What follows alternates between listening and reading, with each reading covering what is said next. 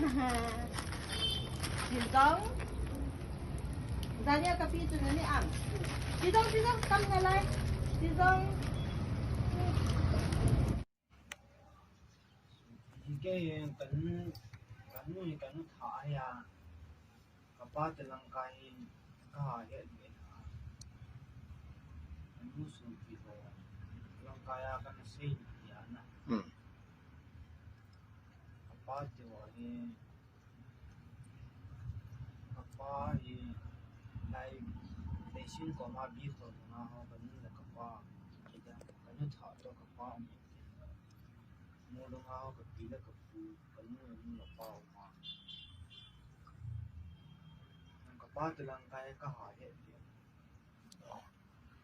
Alle ni sa de ne ya jene so bi te ko na de the lo ta na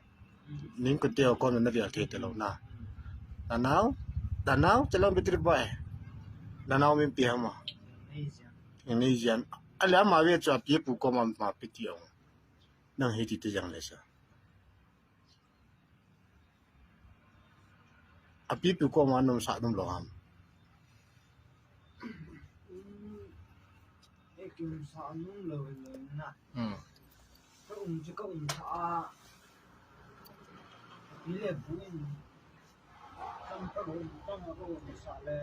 cái gì đến tay mình cũng thao các cái chỗ ăn cho alle to cho in ne lo cho ko la nga cho na nong biar the ki te lo ri ta na cái lăng cái chén lăng cho cái chén lăng cho sọt tạ giang là ông dùng ăn là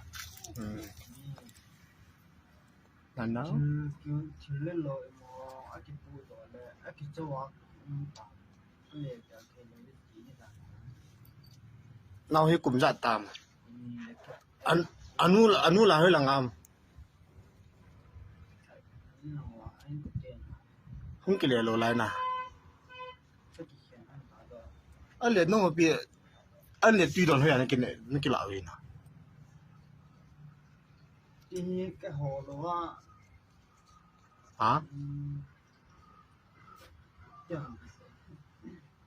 koi ko ma bu ne ne ju na le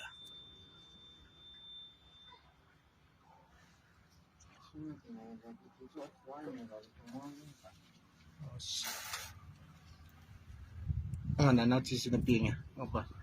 ki la to boy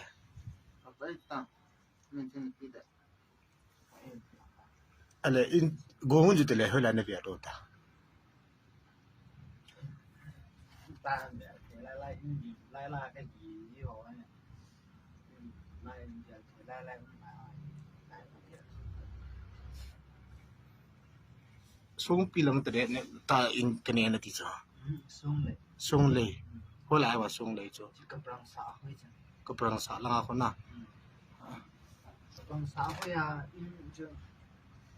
gì nữa to sao để tôi tụt ta nó kêu lại à na ta còn chen nhỉ an la jo na ji to na ki khan sa nga ni sa de ne lo na ale ne ban ta là gì to cái khen nó sang ăn cái này gì đó nào chứ cả lung si wa len tin ja ju lim ka mu ja ja cha ka naw sam bia hong ke nó mo si